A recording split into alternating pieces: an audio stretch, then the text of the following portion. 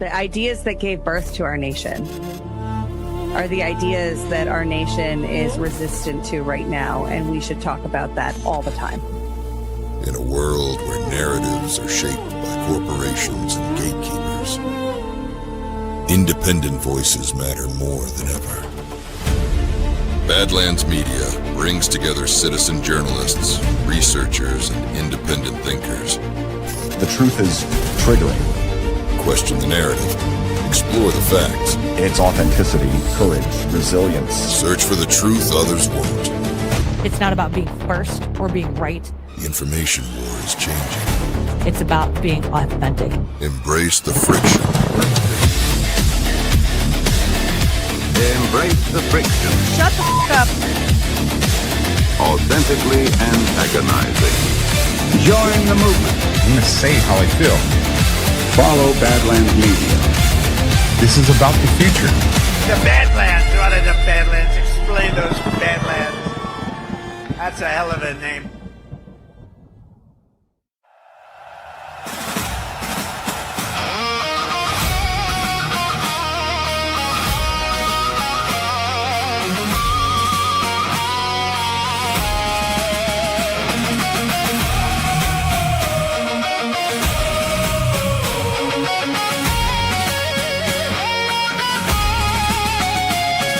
All right, good morning, Badlandia. Welcome to Badlands Daily. It really feels like the cat with the laser pointer. It's like you led the cat up to the top of the building and now you're leading it over the edge. President Trump is rebalancing trade around the world and making things more fair for the American people. I think that anytime the deep state can like over-capitalize in whatever situation they have, they're going to. But the rest of it is a very well-organized and well-funded color revolution operation of the type they run all over the world again and again and again to destabilize entire society. Echoes carried on the wind. We stepped into a moment where a nation would begin. Powder smoke and rising banners, voices ringing through the flame. We rode the currents of tomorrow, found the dawn of freedom's flame. Raise the flame of revolution, let the old world hear us roar. Freedom rides on every heartbeat, marching louder than before. From the Delaware to glory, soft disclosure.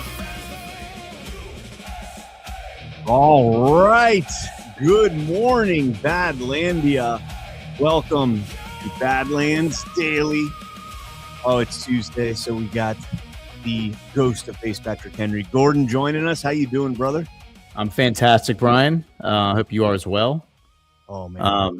Yeah, man. And I saw a lot of people have been tagging me. Saw that you got a little hat tip on Candace's show. So, yeah.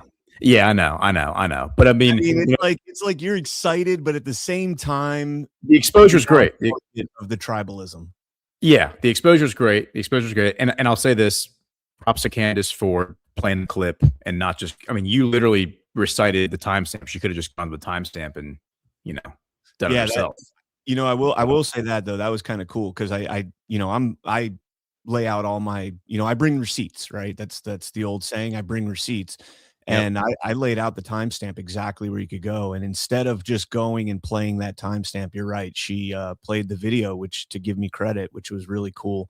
And then says, she fact checked it. And of course, I've triple fact checked it before I post it. Because that's a pretty big accusation to make that people are flat out lying. Guys, I want to be clear because everyone's like, you don't want to get praised. This is not the channel you get praised from. Millions of views, millions of eyeballs on that. So it's like the exposure is great. Like the exposure is great. I have gotten more tags and text messages than I have from any other time in my work. Yeah.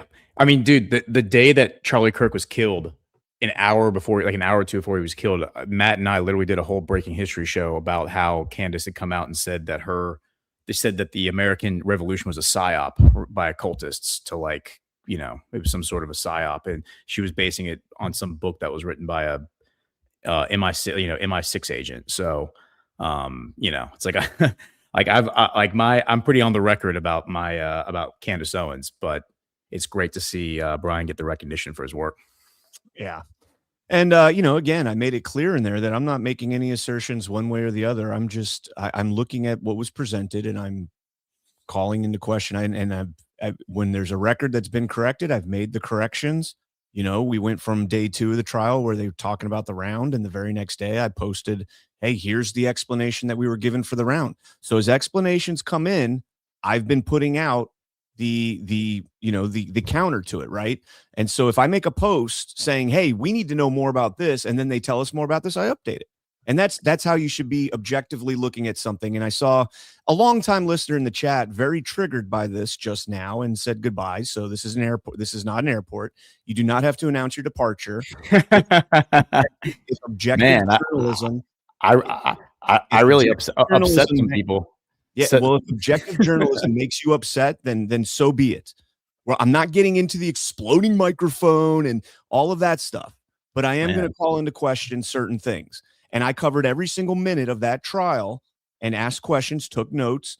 And if that's a problem for you, then you don't seek truth. You seek tribalism. And so Benny Johnson is probably a better show for you to be watching right now. And by the way, I'm going to today again. Yeah. So it is fine. Yeah. It is fine.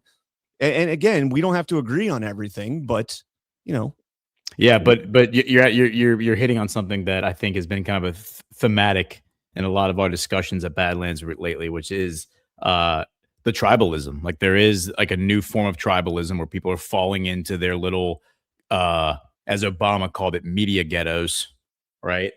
Where it's a preconceived notion of what they think is going to happen, what they think is happening, and anything that challenges that reality that they've constructed, they become extremely triggered and combative. And it is absolutely wild. I mean, I have more I could say on that, but I won't harp on it. Just from like personal experience and witnessing what's been happening over the past few months. It's sad, man. Like the Great Awakening, I think still has a long way to go. I'm not really sure how awoken we actually have become. We have a very long way to go to transcend this old paradigm that we think we've broken out of. Yeah. So, on that point, and this is why I said, I don't want to, like when I saw that, when people started tagging me in that, I was like, oh crap. Now I'm going to get lumped into a bucket here. And I don't like being in buckets. The only bucket I love being in is election denier. I will wear that badge every day, all day. But I knew that was going to happen. And you're either on one side of the tribe or the other, and I'm not on that tribe, and again, this is, the other day I was talking with Alpha, off air, we were talking about something and I sent him something. I said, hey, look into this. And he says, it was a video somebody posted, and he says, oh, that guy, the guy that posted that, he's a criminal and all this other stuff. He's a scumbag. And I was like, yeah, but what about what he posted? Like, I don't care about him. Yeah. What about what he posted? What do you think of that? And got no response. But and that's a different messenger for sure, man. I mean, you have to be aware of the sources. You got to be aware of like where the information is coming from, and like that should be a factor in how you're, evaluating information. But at the same time, it's like the only way we break out of the age of celebrity, which is the age that we're breaking out of, is by tearing down the idols and not building new ones, right? Where it's like, well, here are the people who we can trust, and here's the people we can't trust. It's like, well, information is information, and that's what Chris Paul's always said. It's just information. Like, if it triggers you, then there's something going on with you. It's not the information itself. Amen. All right. Well, let's go ahead and get into our sponsors for today's show. And first up, we got our friends over at mypillow.com. MyPillow's second annual mega sale is finally here. Get our patented premium MyPillows that adjust your exact individual needs to give you the best sleep of your life. When I got MyPillow, I'm asleep almost immediately. I stay asleep at night and I wake up more well-rested in the morning. Now for the lowest price ever. Kings, $19.98. Queens, only $18.98.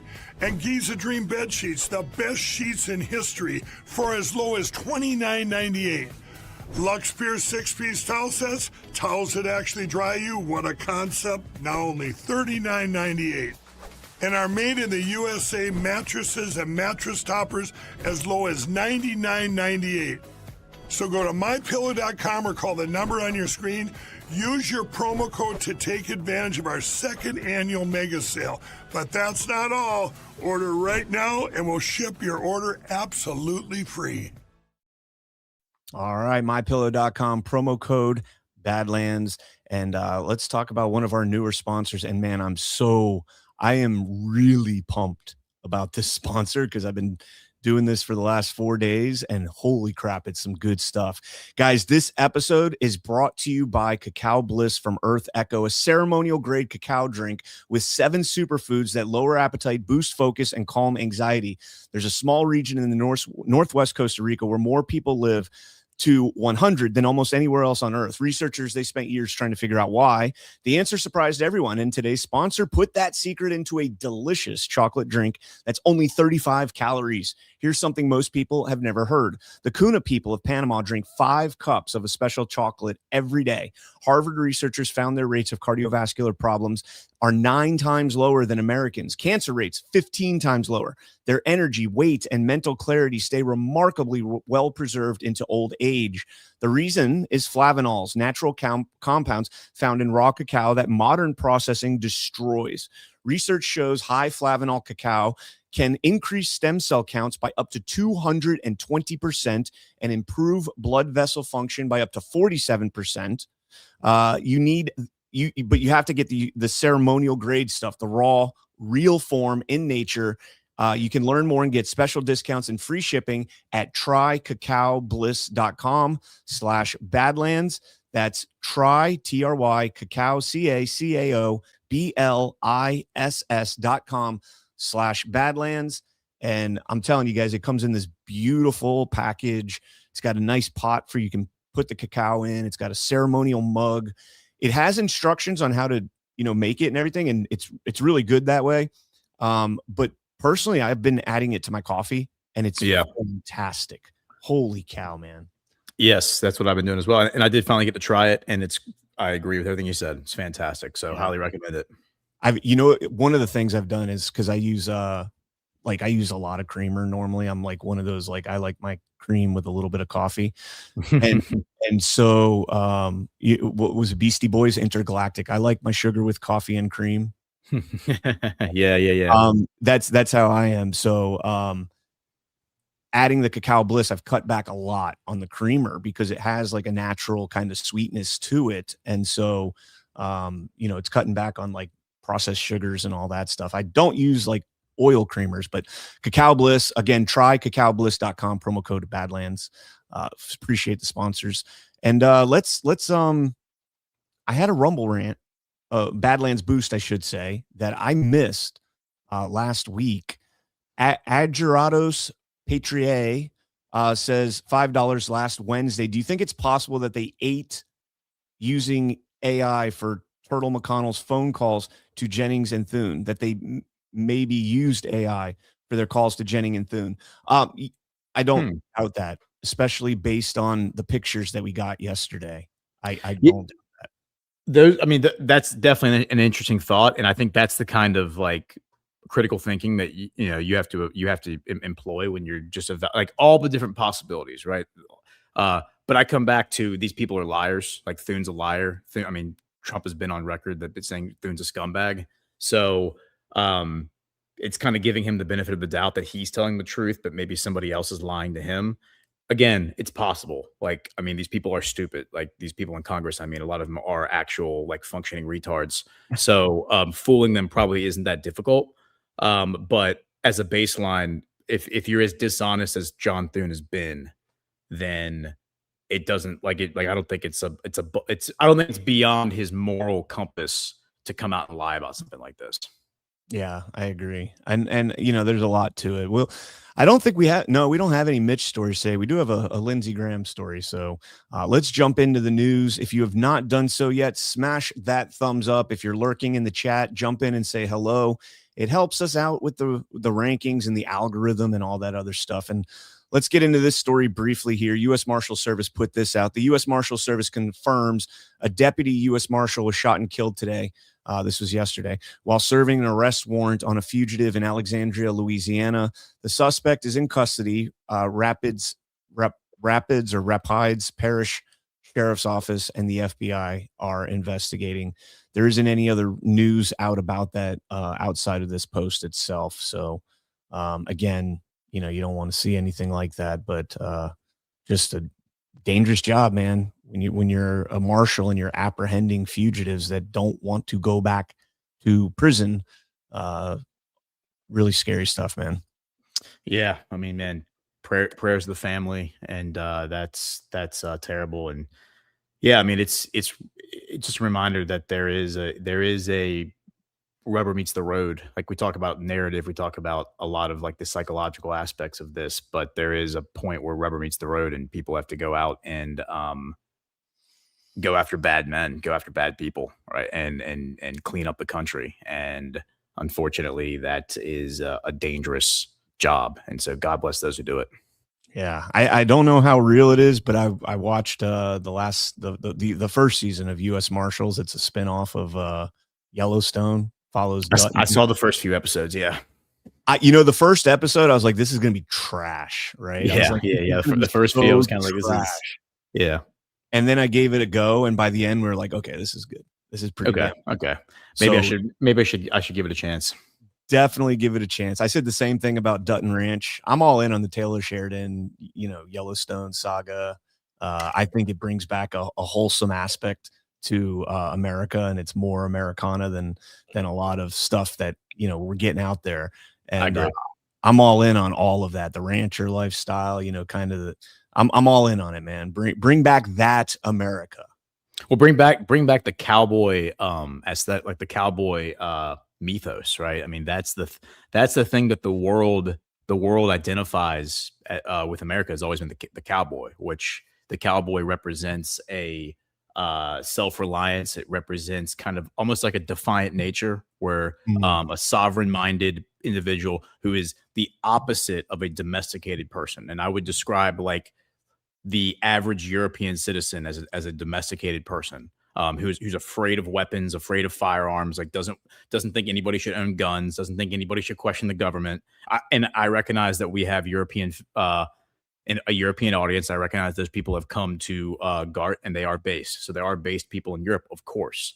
But I'm just saying the way that European culture has been cultivated over the past few generations, where it's been this process of domestication. America was a backlash to that process. Yeah, I agree. And if you needed a testament right here, CNBC lists the 10 worst states to live in for 2026. I love this so much. Now I think, like, I read the article from CNBC, so I think this is in reverse, but maybe not. Hold on. Let me fact check myself real quick. Let me see. I got to make sure that I'm not, because I read the article and it started with Arkansas, but maybe Arkansas was number 10. Hold on. It doesn't have them numbered. Oh wait, it is. Okay. So it is in reverse. So the worst state to live in is Tennessee, followed by Texas, Indiana, Louisiana, Georgia, Utah, Missouri, Alabama, Oklahoma, and Arkansas. Now, Ghost, a couple notable things here. First and foremost, what do all 10 of those states have in common? Well, they're all quote unquote red states, right? Correct. That's one. Yeah. They all have, Midwest, they're not coastal states. They're not coastal states. Yeah. Well, I mean, Georgia is, but yeah, you're right. Georgia. I mean, technically Alabama is, but you're right. You're talking like slivers, like Alabama. Yeah. I mean, Mobile. Yeah. But fair enough. Yeah. Check this out. This is a map that was posted of where Americans moved in 2025. And look at the states here that they list. Let me put the list over here on the side just so I can double reference. Tennessee plus 43.6 gain per 10,000 inhabitants. Texas plus 23. Indiana plus 5.3. That's one of the lower ones. Georgia 13.4. Utah, where's Utah? 7.3. Missouri. Where the heck is Missouri? Missouri's the only one that lost, actually. 5.0 lost. Alabama plus 36. Oklahoma plus 26, and Arkansas is right. Why can't I find Arkansas? It's right there. 33.3. Yeah, 33.3. It's a little occultish, but Idaho. Look at Idaho and South Carolina, though. Damn. I know, man. South Carolina and Idaho are the two biggest gainers on the map. It says there South Carolina is the fastest growing. Texas gained over 68. So you put out something like this, like, hey, guys, don't move to these states. By the way, can you please add Florida to that state? Because the only people that are the only people that are actually taking that serious are retarded leftists. Yeah. And we don't need them. Keep your Californians, New Yorkers, New Englanders, Northeasterners. You guys stay where you're at. Fix your own states. Stay where you're at. We don't need you down here. And if you come down here, embrace the freedom. In unrelated news, we are releasing a top 10 states to move to, and it happens to be the exact same list. I love that. Yeah. Badlands Media, we should do that. We should release. In fact, let's officially do that right now, Ghost. Yes. Top 10 states as determined by Badlands Media to move to. Number 1, Tennessee. Number 2, Texas. Number 3, Indiana. Number 4, Louisiana. Number 5, Georgia. Number 6, Utah. Number 7, Missouri. Number 8, Alabama. Number 9, Oklahoma. Number 10, Arkansas. Honorable mention to Florida. Top 10 states for Badlands Media to move to. You just psyoped yourself there because you just told people to move to Florida. No, people that are listening to this, I'm okay with you guys. I'm okay with you guys, especially if you live in any of those blue states that we just mentioned. Blue states that you just mentioned. Yeah, you guys can move to my state. Come to Florida. It's beautiful. All right, let's jump into this story here. Speaking of moving around the country, Fox News: Trump birthright citizenship fight comes roaring back with quote unquote invaders play after Kavanaugh roadmap. So President Trump, is the DOJ is requesting a rehearing in the Barbara case over birthright citizenship. We don't know if we'll get it. One of the justices has to agree to a rehearing, but in the meantime, Senator Jim Banks is doing something to try and change that. He will introduce legislation. I don't know if he has yet, but it says he would introduce it on Monday, first thing. So I don't know. Aimed at ending birthright citizenship for children of illegal immigrants and birth tourists by defining them as children of quote unquote invaders under federal law. Banks is crafting it with a nod to Trump appointed Justice Brett Kavanaugh's concurrence in last month's Trump v. Barbara case. Kavanaugh said Trump's order conflicted with federal birthright citizenship law, but suggested Congress could amend the statute to create new exceptions. Banks's bill declares, quote, any person who enters the United States without authorization or for the purpose of engaging in birth tourism is considered an invader, end quote, and amends the Immigration and Nationality Act to exclude children of such quote unquote invaders. Banks' key use of the term invaders cites Trump's executive order declaring that illegal immigration across the southern border is an invasion, while the bill notes that the Barbara decision leaves that avenue open for Congress to crack down on. Chief Justice Roberts relied on the landmark 1898 U.S. versus Wong Kim Ark case to rule against Trump and Barbara and, quote, guarantees citizenship to all children born in the United States and subject to its power, end quote. Back in 1898, Justice Horace Gray ruled in the Wong Kim Ark case that those exceptions include diplomats' kids, quote unquote, enemies within, and those engaged in hostile occupation of U.S. territories who are not, quote, bound to render obedience to the sovereign, meaning the government, whose domains are being, quote unquote, invaded. So genius move right here. It says, by Roberts reaffirming Wong Kim Ark's precedent with exceptions, Banks' bill would essentially use Roberts' ruling against itself. And then last point here, the Citizenship Act lays out that some Mexican nationals view migration northward as a means of reconquering territory the U.S. won and was handed in the Treaty of Guadalupe Hidalgo in 1848 that established Texas. It also points to Chinese birth tourism being encouraged directly by the CCP. Yeah, that's that first one is something that's been online for at least 10 years. I mean, I remember 10 years ago, 10 or 11 years ago, seeing those, those memes and those, like that whole movement of, what was it called? Like Reconquista or something like that. It was something that, whatever the Spanish word is for, like the reconquest. Reconquista. Yeah, of like taking back California, New Mexico, Arizona, that whole, Texas, like that whole, southwest region of the United States as part of Mexico, which is obviously never going to happen. But the idea is that if you just bring enough of the culture there, then those states will effectively break away and no longer be culturally connected to the rest of the United States. Yeah, I was reading an article. I think it was this morning, and it was on Gateway, and it was written by Antonio Gracefo, and it was about Mamdani in New York, and talking about how, Mamdani came out and said something like the Palestinian and other, Islamic cultures that shaped what New York is. And I mean, with a last name like Gracefo, he's Gracefo, I don't know how to pronounce it, but it's clearly an Italian last name. He's an Italian looking guy.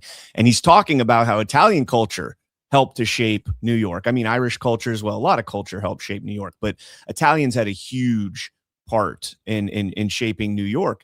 And I was thinking about that, and I'm like, I haven't been to New York in forever.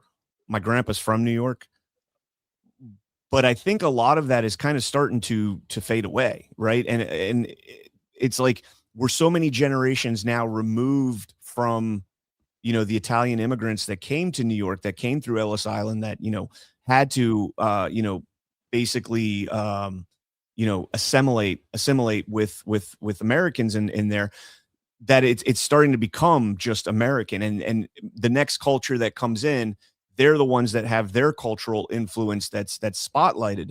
And, I don't think it should be that way, but I feel like in maybe 2 or 3 generations, that's going to, dissipate as well and move on to something else. But, the idea that somehow you're going to go out there and tell people that Palestinian influence or immigration influenced the culture in New York City is kind of absurd. And that's the Mexican thing, the same thing. Like so many Mexicans over the last 100 years have assimilated now to American way of life. I mean, obviously they have pockets where, they don't really assimilate, but I'll land that there. Yeah, well, so it's important to note that when people talk about like the indigenous people, like not only referring to what we would call Indians, like Native Americans, but also referring to like the Hispanic, what we would refer to as ethnically or nationally Mexican, being here prior to or being here as those states were forming. That's absolutely true. Like those cultures have been here since the beginning. And what I would say about all the different cultures that you just named there, Italian, Irish, they were all very like family oriented. They were all very like centered on the family, large families, right? They looked out for themselves. But what every single generation, every single wave, and this is something that's been going on for 200 years, 200 plus years, ever since America basically became America, is that a new wave of immigrants come in, and the natives who, a generation or two before were the new wave of immigrants. There's a lot of nativism and tribalism and all that. But what a lot of those generations all maintained was everything I just described at the beginning of the show when it comes to the cowboy. They weren't cowboys. They were living in the urban city. So they were not cowboys. However, they still had a sovereign mindset when it came to the way they viewed the world, the way that they viewed themselves. They were coming from a place where they didn't have opportunity. They were coming to a place where the opportunity was based, as far as they were concerned, limitless. They had accepted that idea that the American dream was there for them to take. And that's what empowered them to make American culture great, whether you're up in the Northeast, or you're down in the South, or you're out in the Midwest, or way out in the Southwest. that mindset is what is trying to be bred out of you right now. The idea that you don't need the government, the idea that you don't need somebody telling you what to do, how to do it, how to live your life. They are trying to breed that out of you right now. And they do that by bringing in new cultures and making you live side by side. And so you start hating the other culture that just arrived, as opposed to directing your ire at the people who deserve it, which are these scumbags in our government and the Republican Party, frankly, who have imposed these new measures on your life, including the Patriot Act. So like everything the Biden administration did, the powers that they had were given to them by the Republican Party. And I'm just going to continue to say that until we start arresting Republicans for their treason. Amen. All right, just briefly, let's talk about this story here from the AP. Darlene Graham Nordone, sister of Lindsey Graham, chosen to fulfill the remainder of his U.S. Senate term. Governor Henry McMaster announced that she would serve the remaining months of Graham's current term, which expires in January. Majority Leader John Thune said that she will be sworn in on Tuesday afternoon. She's the first woman to represent the state of South Carolina in the U.S. Senate. Nordone has worked as an optician and at various state agencies and is a graduate of the College of Charleston, has a master's degree in rehabilitation counseling. Now, moving on to what's going to happen next for that seat, a special election will be held next month to pick a new Republican nominee in the general election for Graham's seat. Henry McMaster is wrapping up his second term as governor. And so there was a race for his seat, and State Attorney General Alan Wilson won that nomination. So the challengers in that race, Lieutenant Governor Pamela Evette, Nancy Mace, and Ralph Norman, are now apparently eyeballing the Graham seat. We made the post from, I think it was Sunday, where Nancy Mace said, what'd she say? Like, just when I think I'm out, they reel me back in, or something like that. Anyways, businessman Mark Lynch, it's Godfather quote. Businessman Mark Lynch, whom Graham defeated in the primary, may also jump into the race. And I thought this was fascinating. Treasury Secretary Scott Bessent, who lived in South Carolina before joining the Trump admin, has fielded calls about potentially replacing Graham, but does not have any interest in the role and enjoys working for the president. No shit. I don't want Bessent to go to the Senate in South Carolina. I couldn't think of a worse development than that. Like, why would we want to take such an effective person and put them in such a useless position as a senator? I mean, is there anything more useless than a U.S. senator? I mean, what a terrible career path to have chosen for your life. Take the only perk to this is, and this is why I never could understand why people went from the Congress to a cabinet position, because when you get to that cabinet position, it's 4 years and you're done, right? And I mean, sure, they can come back and run for re-election. Just stay in your seat. Just stay in your seat and do something. Now, this would be the opposite. I could understand Bessent wanting to leave and go to the Senate, because the Senate is granted, you have to be elected every 6 years, but there's more longevity to the position. However, I don't think Bessent's there for longevity. I think Bessent is on this mission with President Trump, and he's a hatchet man. He's there to take the axe to it. Yeah, he's there. Like, we need him in there lopping off limbs of this octopus, man. Like, that's what we need him doing. He's the I'll punch you in the face. Was it Bill Pulte that he said he would punch in the face? Yeah, like I think it was Pulte. I love, and like he apparently beat up Elon Musk. Like, I love the fact that his like reputation around the White House is that he just beats the shit out of people whenever they run their mouths. Like, I love that. Like, I think that's the kind of energy that I want. I want that kind of, like, hell yeah, toxic masculinity, frankly, like in my leadership, where if you run your mouth and you act like a little punk, like, you might get punched in the face. Like, okay. And you know who's going to do it? Scott Bessent. He's the one who's going to punch you in the face. Yep. Just looking at him and listening to him speak, the idea of him doing that is, just visualizing it is highly amusing. All right, let's jump into this story here. So we got the CIA's operative right here, Alyssa Slotkin, the senator from, where's she from? Michigan, I think. Michigan. I don't really care. CIA. check out this, saying the quiet part out loud about the Save America Act and what it will do for Democrats. The other thing that we blocked yesterday was the SAVE Act, right? Which was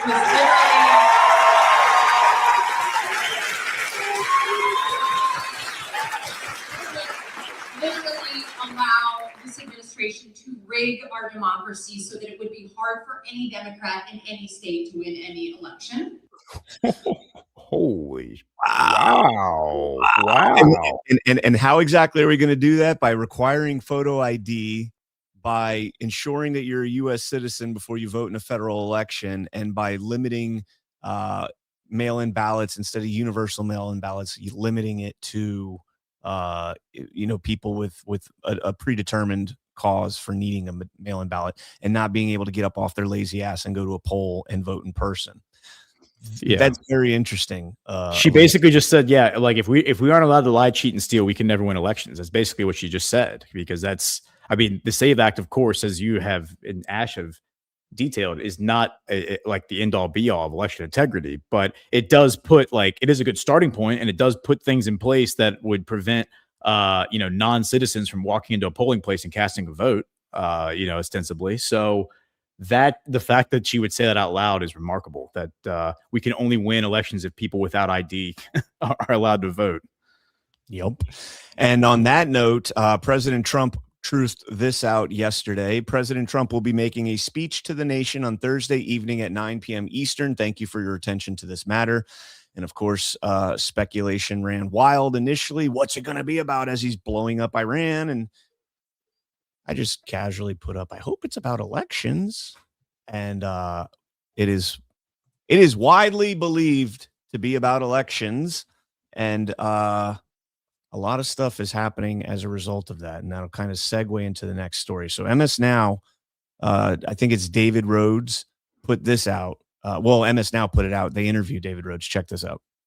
It appears the president is entering a new chapter in his effort to question the results of the 2020 election and potentially sow doubt in the upcoming midterms. A new White House task force is expected to begin releasing documents on alleged and so far absolutely baseless evidence of election irregularities in the coming weeks. That is according to two officials with knowledge of the matter.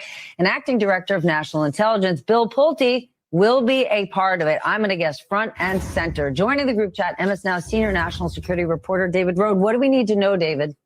So your summary was perfect as always, but it's very concerning. This is, I think, the first of a bunch of efforts we're going to see between now and the midterm elections to sow doubt. And all this is unprecedented. So this task force in the White House is going through thousands of pages of classified documents from the CIA, the NSA, and looking for election irregularities. The president himself can declassify it, and they can cherry pick examples, that may be playing to the president's conspiracy theories. Just this week, last week, a top Justice Department official sent letters to every single election, all 50 states, to election officials saying, if you allow non-citizens to vote, we will prosecute you on federal charges. No election official that I've heard of that has intentionally allowed a non-citizen to vote. That is spreading the president's conspiracy theories about massive non-citizen voting. This is not in the story, but Secretary of State Rubio is hosting a conference of international leaders about the spread of Antifa worldwide. It is not a worldwide thing, but this is just what we're seeing. And then we've reported this before, but FEMA, which is supposed to provide grants, that the new tactic is to cut off FEMA grants unless state and local governments agree to election rules the president wants imposed. That is unconstitutional. The Constitution says state and local officials count the votes, so the president can't count the votes if they see if they get reelected or not. And so all of this is just, I had one expert say to me, you're not crazy. No president has ever called it a whole of government approach of interfering in federal elections. The federal government has no role. And so that's what's so alarming. Which is, wow. I mean, we talk about toxic masculinity. I mean, the testosterone levels of that table were like maybe approaching my grandmother's knitting circle. Maybe. It's ridiculous. That guy just expressed outrage because President Trump threatened to prosecute people who allowed non-citizens to vote. I thought that was a conspiracy theory that non-citizens were voting. What? This whole thing is really interesting. So Ash and I will be covering that speech or that announcement on Thursday at 9 p.m. sit rep in lieu of sit rep. So Ash and I will be covering it. There was whatever Rhodes said right there. Let me play Bannon's clip. Let me play Bannon's. Okay. Yeah. I want to talk about the announcement as well before play the clip, and then we'll talk about it. So this is Bannon's clip right here. That somehow was against Trump, and that will start that. Okay, hang on right there. A constant flow of disinformation. You're a bald-faced liar, dude. I don't know why we're not playing hardball with the media. A constant flow of disinformation. And by the way, you got it wrong. John Solomon's the task force, Pulte's DNI. Why, if they find original documents and the intelligence services come up with original documents that show original documentation of what they did and what they covered up, why is that disinformation? Your disinformation. Why are we not shutting down MSNBC? Why are we not? MSNBC right there is in and releasing classified information. Why are we allowing that to happen? And who at the White House gave it to them? Did anybody in the White House have a meeting with David Rhodes over the last couple of days? Inquiring minds want to know, why would anybody at the White House communications staff meet with David Rhodes? He is an enemy to this administration. He's an enemy to President Trump. Why would you take a meeting? All right, so we can land that right there, and go ahead. Well, so by the way, Bannon was on fire yesterday. He had some epic rants. I highly recommend people go listen to his show from yesterday. Yeah, I mean, and he's right. Like he's pointing out something right there. He hit on a lot of things yesterday, but one of the things he hit on was that a lot of things that we talk about, frankly. The idea that President Trump does have enemies in his direct orbit, and I think that's by design. I think it's how he operates. He operates by bringing the enemies into the tent and sitting them down at the table, and then using that, like that's part of his chess game that he's playing. And I also think it instills a sense of confidence in the enemy, because the enemy's like, oh, look, like this doofus just let us into his administration. Like, what an idiot. Like, yeah, like it gives them a confidence that they actually have more influence than they really think than they actually do. As far as this announcement on Thursday, I agree with like some of the early assessment that I've seen, like from John and others, that it does feel like a rug. It feels like a rug. The thing feels like a rug. I don't know if it's designed to be a disclosure operation. Maybe it is. I kind of feel like when President Trump is going to disclose that stuff, he's just going to do it. He's not going to say, all right, I'm doing this next week at 9:00, tune in. It feels like this is more of like bait for people like David Rhodes to come out and do what he just did. And for panic to kind of cause them to overreact to something that isn't actually going to be as groundbreaking, as earth-shattering as they think it is. So I'm gonna say there's Bannon's not all correct on that. I mean, somebody leaked it to Rode. I don't necessarily believe it was somebody in the White House communications staff in this particular case. And following the speech, we can talk more about it, but there is another op that's going on around, and I think it's an op. There's no way that this would happen on a national stage like this, but we could be. I think there's been traps laid in this, and we'll see. And to be clear, when I say rug, what I mean is like new information being presented to us, where it's like Trump comes out and he's like, guess what they've been doing, and he starts like spouting off about stuff that this specific audience isn't aware of. I'm pretty sure that we are because of you and Ash, are at the cutting edge of like understanding the election integrity stuff. And so I don't think anything he's going to reveal on Thursday is going to be groundbreaking for this audience. That's what I mean by a rug. The idea that Trump's going to come out and make an announcement and then all of a sudden the Blackhawks roll in and everyone starts getting arrested for, stealing elections. I don't think it's going to go down like that. I think the process is going to look different than that. So I think people are built like we always do this, by the way. The movement always does this, is these announcements get made. We're going to have a huge speech on whatever, Thursday night at 9. And then between now and Thursday, everyone just starts like their imaginations run wild and people start building it up to this huge event. and then it ends up being, something of significance, but nothing that's earth shattering for people who have been deeply plugged into, these disclosures. It's for a different audience, so to speak. That's what I mean when I say a rug.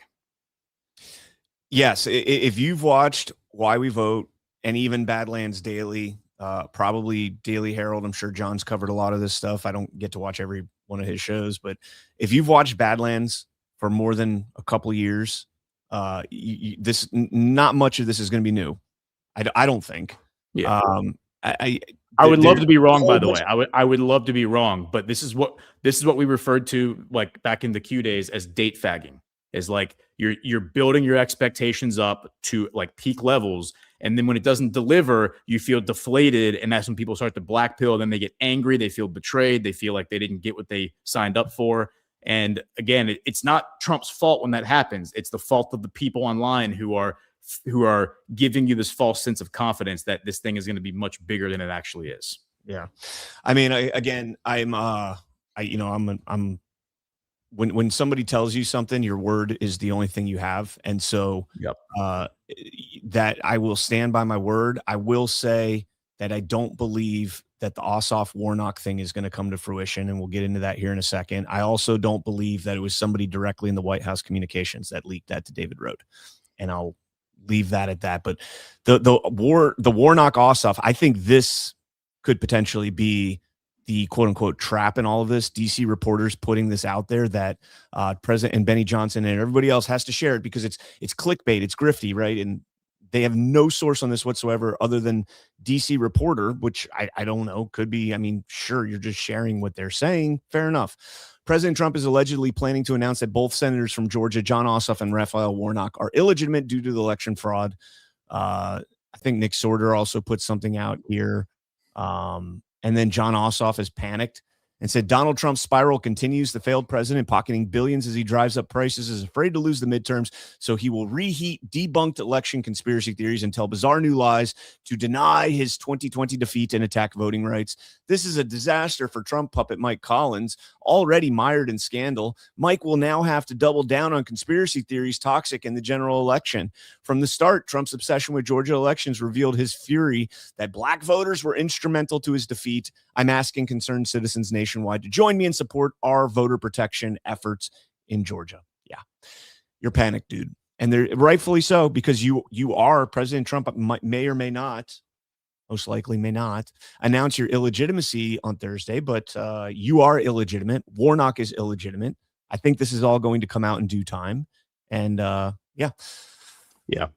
I hope I'm wrong. Like, I would love to eat my words next week and come back and be like, wow, that was amazing. And that was so much more than I ever expected it to be. I just think it's better to be on the side of tempered expectations as opposed to, building it up to something that, and then getting rugged. That's where the rug comes in, is building it up. And then it's not what you thought it was. So hope I'm wrong, though. I would love for Trump to come out and say elections are illegitimate. Congress is illegitimate. All these people are frauds. That would be amazing.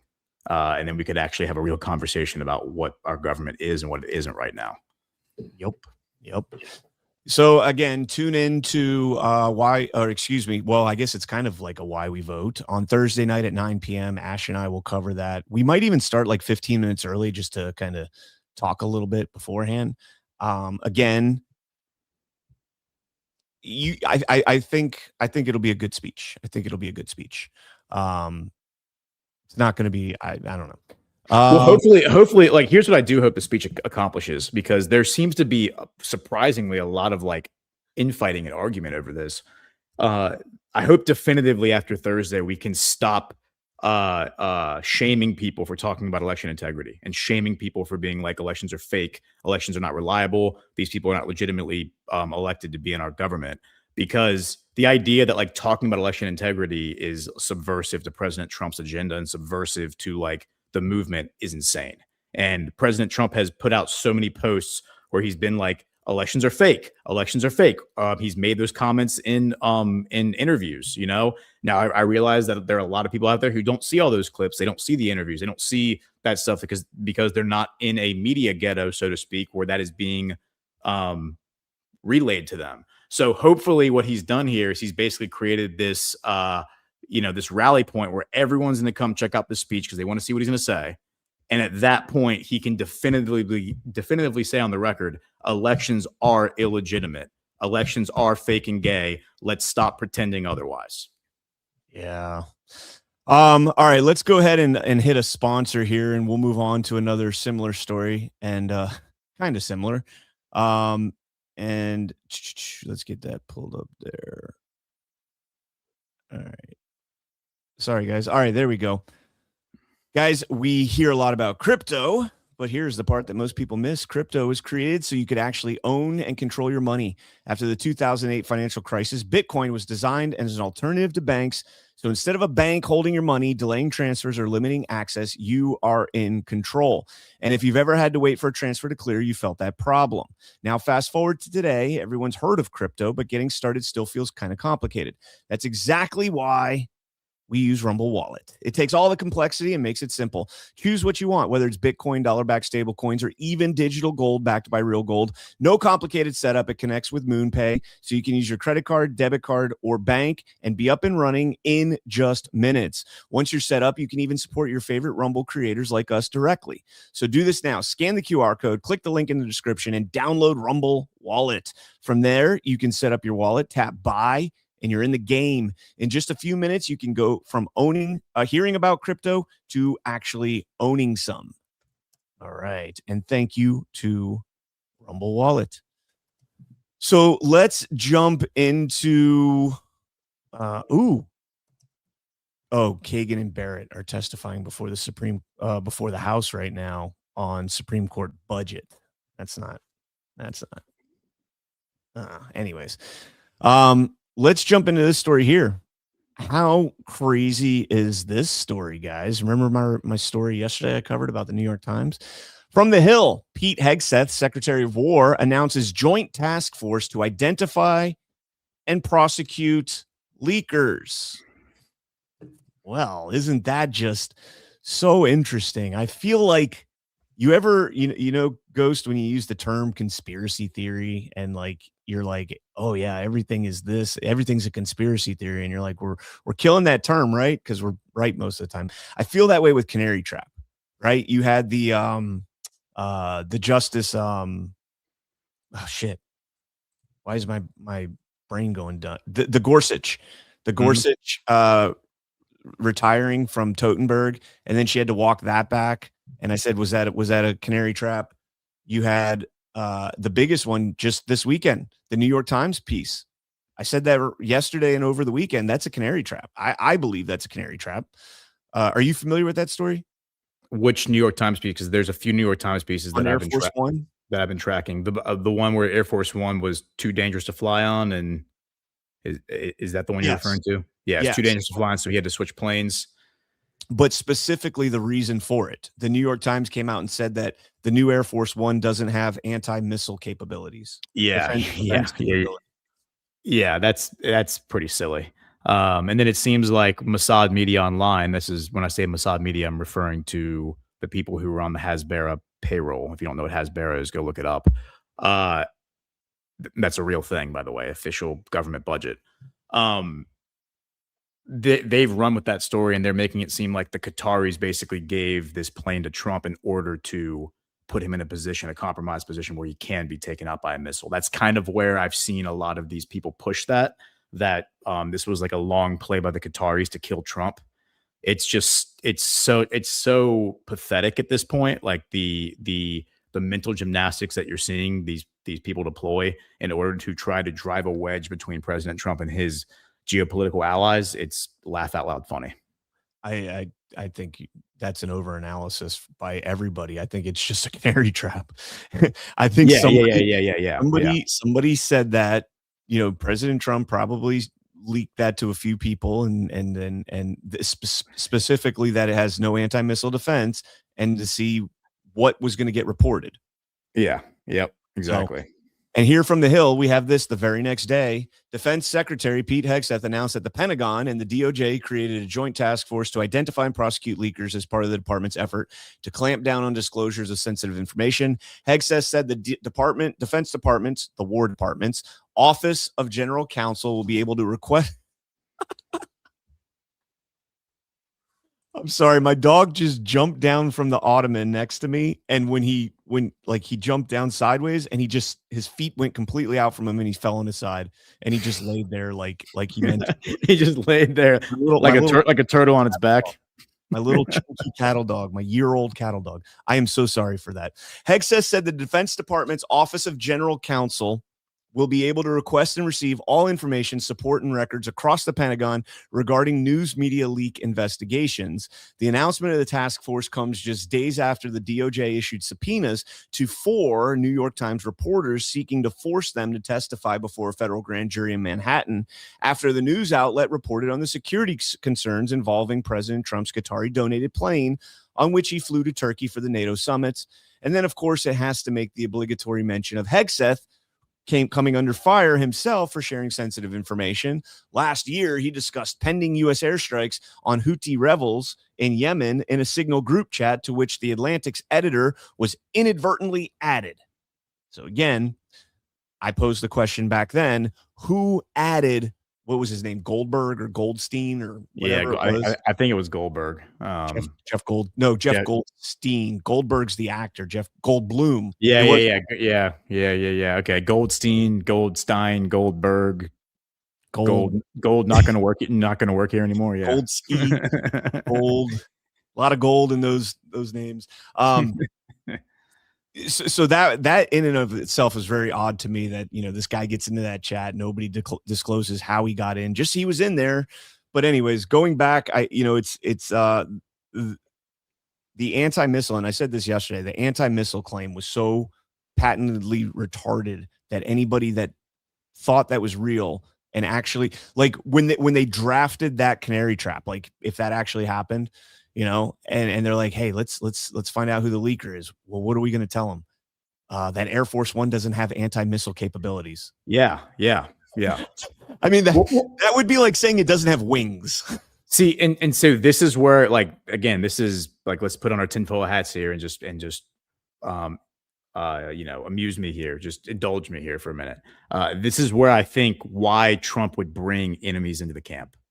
Why you would bring enemies into the administration, because you sit them down in these private settings, these private meetings, all right? And then you basically set up the meeting to be one big lie. We're in the meeting, in a private setting, in a classified setting, they're discussing that. They're discussing exactly what you just said, that, oh man, we just found out Air Force One doesn't have missile capabilities. Those people in their mind, oh my gosh, I can't wait to go tell my friends in the New York Times that this is what's going on. And then they run out of the room and they go and they tell people and they leak that. They think it's real because they obtained this information in a privileged setting, right, behind closed doors, and so they think it's real, and they think that they have pulled a fast one on Trump by getting these subversive actors into his camp. But meanwhile, he actually brought these people in for specifically that reason, so that he could lay those canary traps, because that's a much more effective way to disseminate psyops and disseminate disinformation, is by having earnest spies from the enemy camp in your camp running back to them and telling them, guess what I heard them talking about. Again, it's conspiratorial, it's tinfoily, I get it, but we are in a 5th generation warfare environment. We are in a psychological warfare environment. Trump said it himself. So you can't really put anything off the table in terms of to what lengths would you go in order to fool the enemy. Yeah. I think we've seen a lot of them lately. I think we're seeing even more, and that's why personally I think the Ossoff Warnock thing was a trap as well. And I can't find. Well, I guess DC Reporter is the source on that, that claim that's going to be announced, and it'll be interesting to see if it comes to fruition. But I don't think it is, and that is a very clickbaity, type claim to make, just like the anti-missile defense, right? You have to make it something that's so far-fetched that you wouldn't necessarily come up with it on your own. But at the same time, once you put it out there, it's easily identifiable as the source of that particular leak. So we'll land that there. I just thought it was fascinating that Hegseth, the day after we said all that, is talking about it. Good. I want to pull up this one. Let's look at this real quick, because this actually aligns with what we're talking about here. A big difference between this administration and the first administration is the revolving door of people being fired is not necessarily happening this time. I mean, there are moments, of course, but those tend to be pretty high profile. Yeah. But like when you look, but like in the first administration, people were getting fired every single week. It was like week, like every week. And it was total chaos. And from the perspective of the MSM, Trump had no idea what he was doing because he was constantly hiring and firing people. But like this article from Mark Caputo from last week, how a top State Department official went rogue over Machado's Venezuela plans. And the TLDR here is that this guy, Chris Lando, didn't appear to get the memo that the administration was not backing Maria Corina Machado and her returning to power or coming into power in Venezuela, returning to Venezuela physically, and then being basically put into power with the backing of the U.S.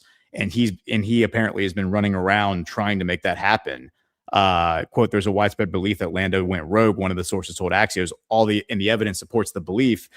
Said another Marco isn't happy with Lando, who's second only to Marco Rubio at the State Department. Now, there's a few different ways to evaluate this. This could just be misinformation. This could just be somebody telling Mark Caputo this, so he goes and reports it at Axios, and Chris Lando actually isn't doing any of the things that are being described here. It's also possible that Chris Lando is doing the things that are being described here, and he's doing them for the reasons, and the reason that he's in the administration is specifically to get him to do stuff like this so that it can be exposed to the public that you have this subversive deep state department inside the State Department that is going to do this kind of stuff. Why hasn't Chris Lando been fired? The fact that Chris Lando hasn't been fired, despite this kind of stuff being relayed to what I would describe as allies in the media. I mean, Mark Caputo, I would say, in terms of an MSM reporter, he would certainly skew closer to what I would say an ally as opposed to like an enemy journalist. He's somebody who I think does actually get given, along with Barack Ravid, the two of them write articles together all the time. So Chris Lando, as far as I know, hasn't been fired. Like, so if he hasn't been fired and yet he's running around doing this stuff that they're saying he did, either they made the whole thing up, right? And Chris Lando is just falling on the sword and taking the heat for something he didn't actually do, or he is actually doing it and they're keeping him on staff because they want the enemy spy in their camp running back and relaying disinformation to his master.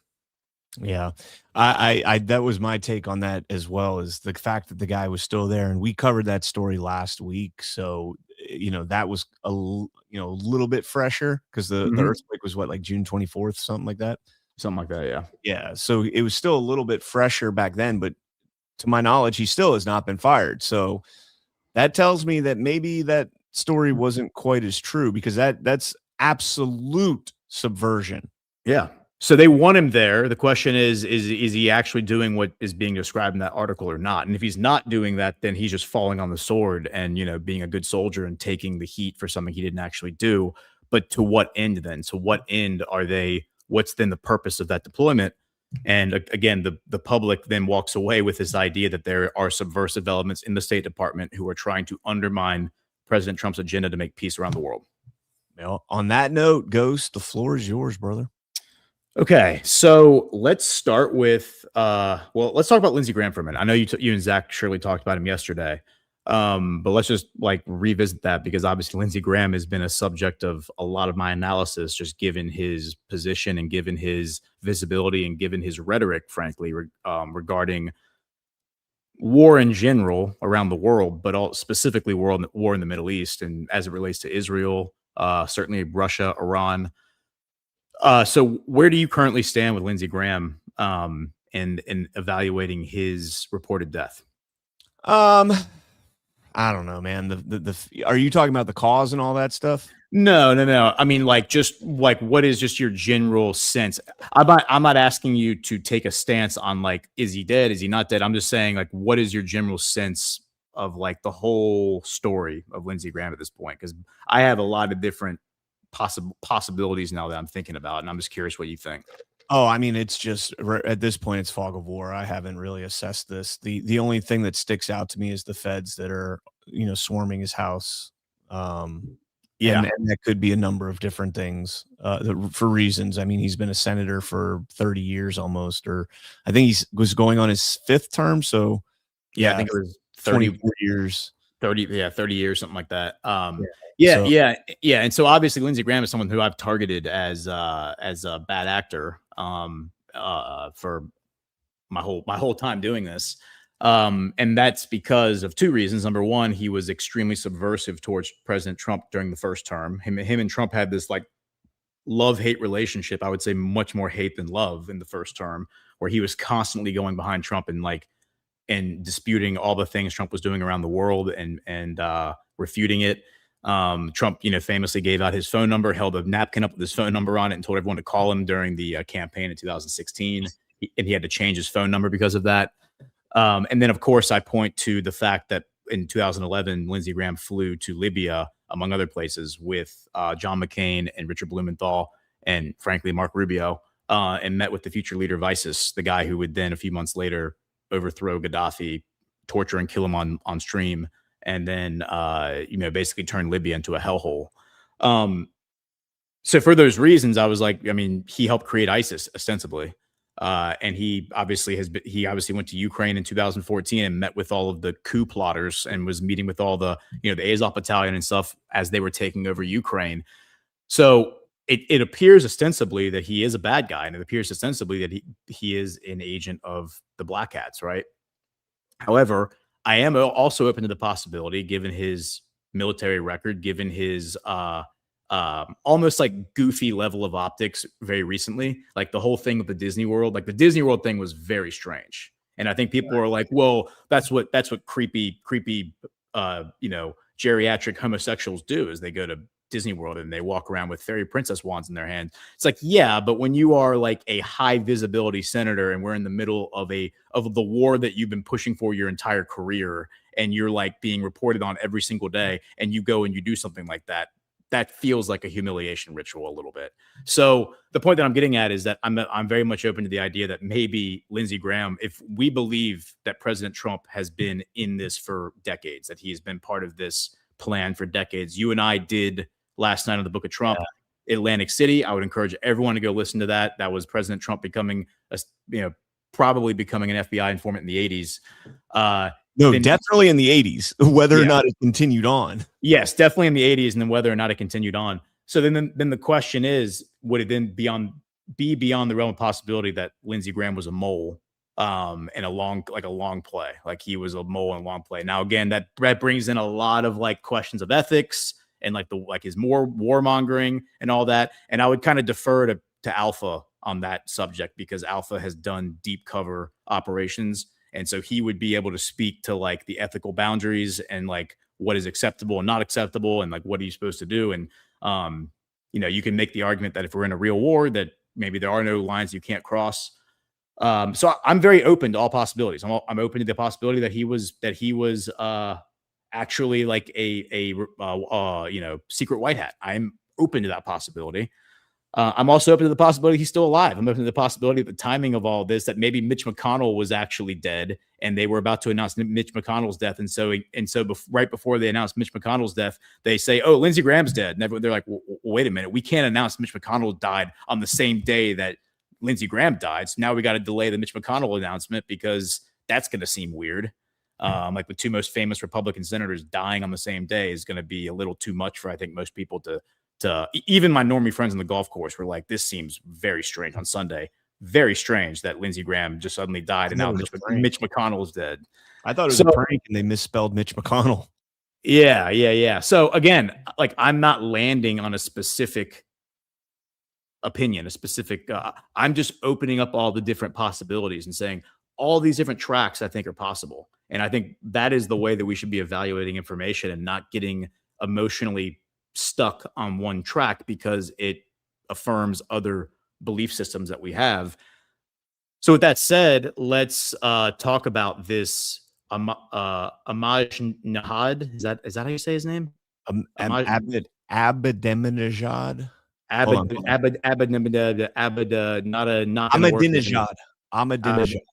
Okay, I'm having an issue with this New York Times article. I think. Oh, wait, no, I have it right here. Link in the private chat. By the way, I have it right here. yesterday we talked about this briefly, and I said I'm going to defer to Ghost today. I think yesterday I said I might have said this, I might not have that, but I think I said Ahmadinejad died in the helicopter crash. That's Ibrahim Raisi, and I don't remember if I said it or not. But if I did, I would just want to correct the record on it. Yeah. So Raisi, that's correct, is the one who died in the helicopter crash a few years ago. Okay, so this guy Ahmadinejad was president of Iran from 2005 until 2013. Now, this article that was put up by the New York Times and has basically been amplified and blasted out everywhere by like all the other outlets. Mossad media seems to be running with it. Like Laura Loomer's talking about it. So whenever Mossad media is picking up these narratives and running with them, it is an intentional deployment. And the crux of what is being alleged here is that this guy was being recruited. Now they're saying this happened more recently. They're not presenting him, I think, as a long-time Mossad asset, but I think it's very fair to think if they're saying that this guy became a Mossad asset in the past 2 years, I think we could probably assume he probably was a Mossad asset the entire time, or at least for much longer than 2 years. And this does kind of affirm some of the other ideas that I've had. And I just said that we shouldn't lock into theories because they affirm other belief systems. But let's just kind of lay out the cards here. Says, let me read this. Mr. Ahmadinejad's 2024 visit to the university and a second one the following year. He's referring to a university in Budapest to meet with Mossad operatives. And the one the following year were part of a years-long Israeli effort to groom him as an intelligence asset who, when the time came, could be installed as Iran's new leader, according to both American and Iranian officials familiar with the operation, who spoke on the condition of anonymity to describe sensitive intelligence. I want to repeat that last part. According to both American and Iranian officials, not Israeli, Iranian officials familiar with the operation, who spoke on the condition of anonymity. So who is telling the story? Well, it's American officials and Iranian officials. And what does that remind you of? Well, it reminds me of like the meme war that President Trump's been having with the Iranian leadership online, where only the two of them seem to know what's going on and everyone else is kind of guessing what is happening as far as the Strait of Hormuz. I want to read the next paragraph. Recruiting Mr. Ahmadinejad was of such priority for Israel that the country's then spy chief, David Barnea, even traveled to the Hungarian capital in 2024 to meet with Mr. Ahmadinejad personally, according to former American officials. Soon after, they said Mossad, Israel's foreign intelligence service, notified the CIA that it had been in contact with Mr. Ahmadinejad. Israel's decision to build a regime change plan around him is an extraordinary twist in the saga of the country's relations with the former president, who is known for accelerating Iran's nuclear program, calling regularly for the destruction of Israel and denying the Holocaust. So they're referring to, so they're referring to him in the first, like when he was president from 2005 to 2013, like him accelerating the nuclear program, denying the Holocaust. Now, let's just play with the idea that this guy has been a Mossad asset the entire time and lay out the timeline, that he was working for them back in the earlier years. He comes out and he is expouting all this nuclear program rhetoric and being like, yeah, we're going to build a nuke. We're building a nuke, all that stuff, that rhetoric and threatening the West and threatening all of that. He comes into office 2 years after the Ayatollah issues a fatwa that says nuclear weapons are against the Quran. Nuclear weapon, we can never develop a nuclear weapon because it would be in defiance of God, all those things. And then this guy comes in and says, actually, we are going to develop a nuclear weapon, and we got to do that because we got to defend ourselves from the United States. That seems like a very convenient narrative for this guy to be putting out for people like Bibi Netanyahu, who at the time was out of office, 2005, but was trying desperately to return to power at in the prime minister's office, and he ultimately did, and we've seen the net effect of that. So 2013, this guy, his presidency ends, and then we get Rouhani. Now, what Rouhani does is Rouhani pivots Iran. I've talked about this on Breaking History with Matt Arrett, and he has a lot of the details on this, on Rouhani. So Rouhani pivots Iran towards Russia and Putin, which for centuries, Iran has been an enemy of Russia, to the extent that current analysts, as of right now, as of yesterday, in an MSM, are writing that Iran and Russia are not actually allies. This is just strategic transactionalism, is how they describe it. This is just them doing something that's convenient for both of them in this moment, but at any given moment, they're going to turn on one another because they've never been allies. They've always been enemies historically, and so it doesn't make sense for them to now suddenly to form an alliance. But Rouhani did do that. He pivoted towards Russia. He pivoted towards Putin. He went into he sought to join BRICS. He started building railroads and pipelines with Putin, and really forged this economic bonds that now deeply entangle Russia with Iran. Now, the nuclear deal under Obama was signed in 2016 while Rouhani was president. However, Rouhani is not credited as the guy who negotiated the deal. The guy who did that was actually Zarif, who was the prime minister. That's the person who was widely credited as getting in there, negotiating the details of the deal with Obama. Rouhani simply approved the fact that he was going to meet with him. And then in 2018, to wrap up the timeline, Rouhani, President Trump issues sanctions against Iran. He singles out the central bankers. He singles out the governor of a central bank. It says these guys are laundering money, cash money through banks in both Iraq and in the UAE. And so we're sanctioning these bankers and we're sanctioning Iran because these guys are running their central bank. And then about 3 months later, Rouhani arrests those exact same people, and they end up going to prison for 10 years for illegally possessing and selling U.S. cash, laundering money. And I'm of the belief that money that cash they were selling was the money that Obama sent to them, because when you look at the amounts, it was a ton of U.S. cash and then some euro that aligns like proportionally with what Obama had sent them, in the dead of night, something Trump has been bringing up many, many times lately, how he had to empty out all the banks in Northern Virginia and Maryland in order to have enough cash to send over there. So Rouhani was also mentioned, by the way, in like the Q post. I got to mention that. So then Rouhani leaves the presidency. We get Raisi. Raisi kind of continues that path that Rouhani was doing. And then, of course, he's killed in the helicopter crash. And then we get Pezeshkian, who's the heart surgeon. Now, Rouhani and Raisi, they're like mullahs. They come from like that religious zealotry background.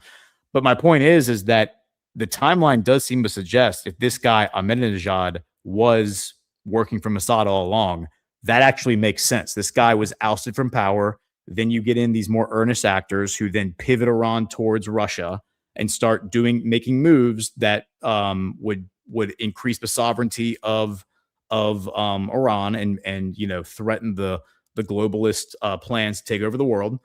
And then we get Israel last year attacking Iran suddenly, and then Trump stepping in after 12 days and saying, you know what, we're done. This is the 12-day war. We're going to call it the 12-day war. We did Operation Midnight Hammer.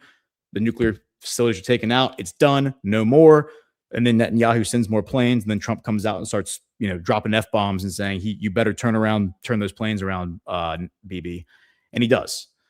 That then gives Iran the breathing room, the reprieve to implement continuity of government, devolution, on August 2nd, where what that means is that they remove the Ayatollah from the chain of command. He no longer has any authority effectively as a political leader, and tore down the IRGC, the military command and the intelligence community.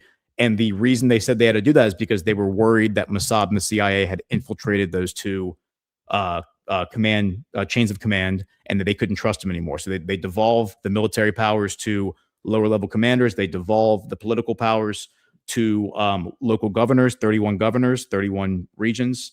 And then that allows the governors to prepare for the hyperinflation of their currency, which comes in December. And so they're now navigating that quagmire. The point is that it does seem like that Trump was working with multiple administrations from the Iranian government to subvert this plan, I think, to overthrow the Iranian government and install Mossad puppets. This Ahmadinejad is we're now being told openly that this guy was going to be a Mossad puppet had this color revolution succeeded. And the best part is that they mentioned David Barnea. Now, let me pull up my my Badlands news brief article from this morning, because I've been talking about David Barnea for years. Here is a post I made December 22nd, 2023, where I had done like a thread on this guy where I went through his history and I found a bunch of articles about him going back years. And I said, I encourage everybody to read this thread I just finished on Mossad director David Barnea. Barnea's obsession with Iran as a kinetic adversary began when he joined Mossad in 1996. I think his recent appointment as director in 2021 is not a coincidence, and his mission is to help start a regional war with Iran that will engulf the entire Middle East and escalate into World War III. And then my another post, this is from a year ago, June 26, 2025. I'm posting a clip from Bannon, where Bannon is talking about Barnea. I guess I had just been on Devolution Power Hour the night before, and I say, Bannon just said the entire Iran nuclear weapons narrative is a MacGuffin, a plot device used to drive a story that actually has no meaning or relevance to the finality of the story, which is what we've been saying all along, that Trump hijacked the narrative and eliminated the need for a war. Also, he mentions Mossad's director, David Barnea, publicly bragging about deeply infiltrating Iran and how that raises a lot of questions, a self-own of sorts, the same exact thing we discussed last night on Devolution Power Hour with Burning Bright and Patel Patriot.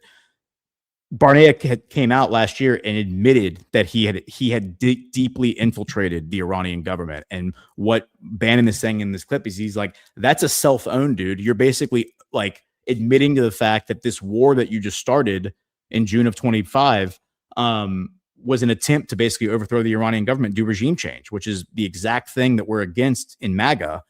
And then the last post I'll share, this is from January 18th of this year, and I'm quote posting a Lindsey Graham post where Lindsey Graham is sitting there thumbs up with David Barnea in Israel. And he says, just met with my good friend David Barnea, director of Mossad. Wow, these people are clever. God bless America. God bless Israel. And my post there is on January 2nd, 2020, before David Barnea was Mossad director, he was the point man on the Soleimani file. It was Barnea who called President Trump and told him that Israel was backing out of the assassination strike because they didn't actually want him dead. And so that's true. Barnea was the point man on the Soleimani file. You've heard about nuclear scientists being killed over the past 10 years, 15 years. Every single nuclear scientist that was assassinated, it was a Barnea operation. He was the one in charge of it. So he has been the point man on all of the Iranian stuff in Mossad. And so Soleimani was under his purview, his scope. I believe he was Soleimani's handler. And they're admitting to you in this New York Times article that he was going to be Ahmadinejad's handler as well. That's pretty extraordinary for the Mossad director to go meet in the field with somebody and basically like cultivate the asset and become his handler as Mossad director. I mean, you would think they would delegate that stuff, but that's how important it is. And this guy has always been the Iranian point man. So the point is that I think we are what is happening in Iran right now. Like we're now being told that the war is starting back up, that there's now this intense battle over the Strait of Hormuz. It seems to me that there are absolutely bad actors in Iran. And it seems to me that those bad actors were probably installed by Mossad, by the CIA, and there probably are a few earnest ones as well, right? But they're bad actors in the Iranian government. It also appears they're good actors in the Iranian government. Trump has said as much. He said that they're good people that he is working with. And it seems to me that whatever conflict is actually happening, whatever bombs are actually being dropped, I'm sure there probably are some bombs being dropped. It seems that we are aiding Iran in throwing off this enemy that has deeply penetrated their government, deeply penetrated their military, deeply penetrated their intelligence community, and seeks to overthrow them and basically take over. And it's really important for people to understand that given Persia's location, let me pull up the map.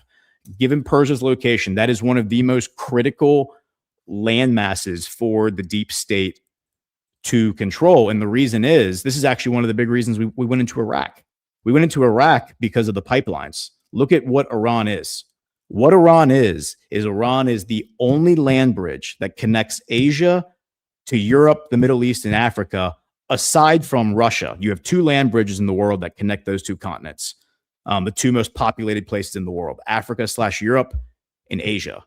The 2 land bridges are Russia and Iran, and they're never going to take over Russia. Like they've been trying for a long time.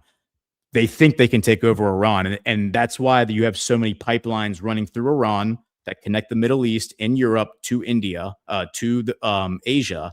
And so if they can take control of Iran, that gives them so much control over the world's supply chains, over the world's logistics, over the world's energy and how it's traded. It is a critical geopolitical or geospatial piece for them, geographic piece for them to control if they want to take over the world. Okay, 2 things real quick. First, this Ahmadinejad story is a rehash. Mm-hmm. You remember when we talked about this back in May? I think I do. Remind me. Here's the story. Israeli developed plans sought to have Ahmadinejad run Iran after Khamenei was killed. And I remember when we covered this story, it was on May 20th. So it was on May 21st, I covered it. And I started out myself covering it because I didn't, when we saved it. I actually went back. I was just glancing through daily.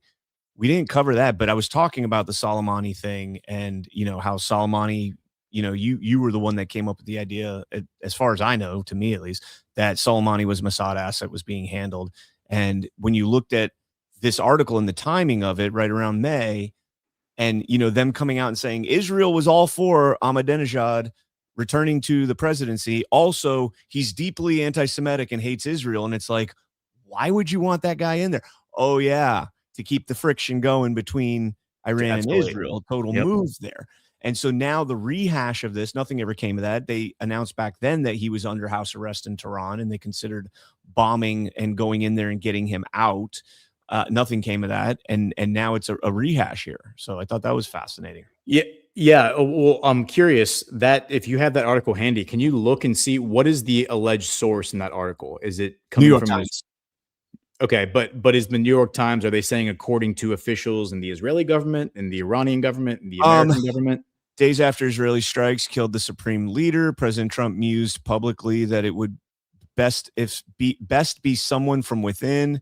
Turns out the U.S. and Israel went into the conflict with a particular and very surprising someone in mind, Ahmadinejad, the former Iranian president, but the audacious plan developed by the Israelis and Ahmadinejad has been consulted about quickly went awry. According to U.S. officials, Ahmadinejad was injured on the war's first day by Israeli strikes on his home in Tehran. I don't see any sources in here. Wouldn't it be interesting if Israel was trying to kill him because they didn't want him to get like captured and then tortured and exposed like what he was?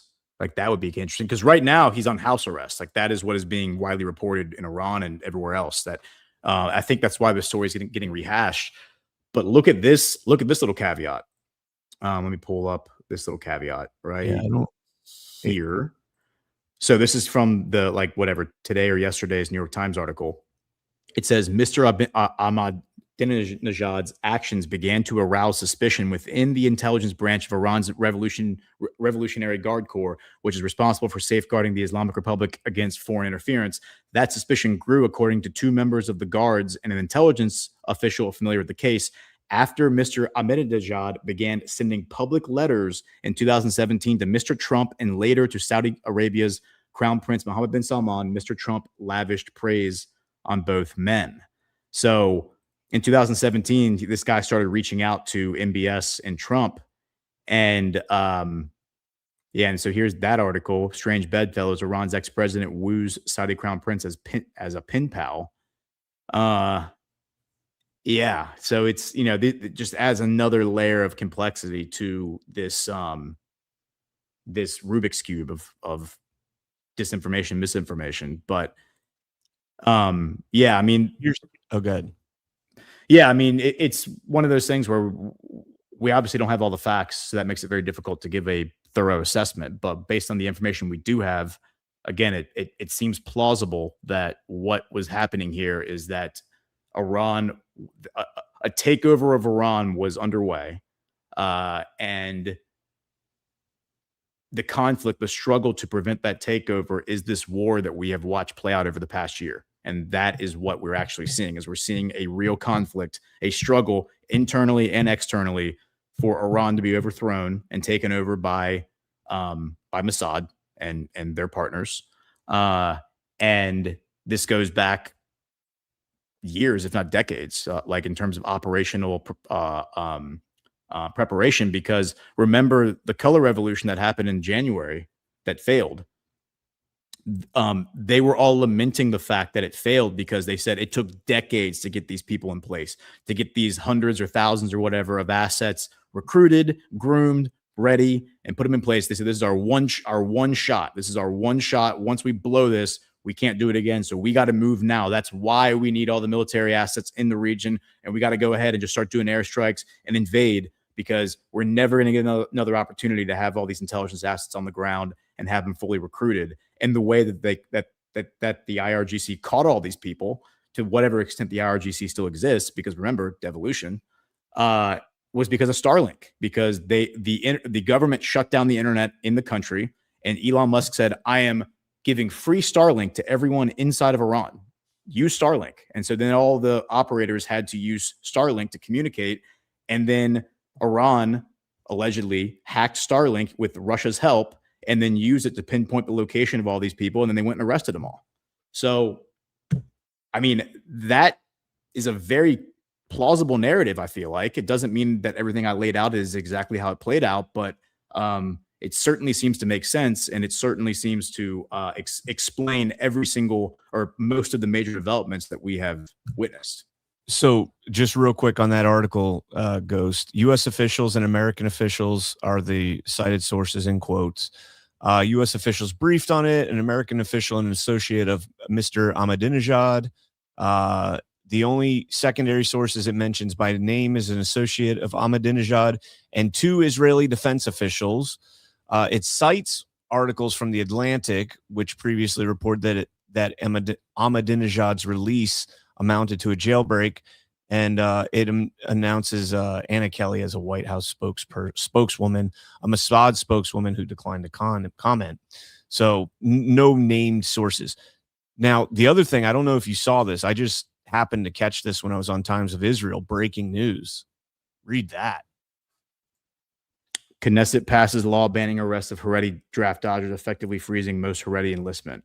Yeah. So this is Netanyahu picking. He's again. I think that Trump and his team have sowed so much discord inside of Israel, and they have done a very effective job of basically turning the military generals against the religious zealots. Because as we've talked about so many times for so many months, they are very shorthanded in the IDF. They need recruits, and right now there are about 80,000 Haredi.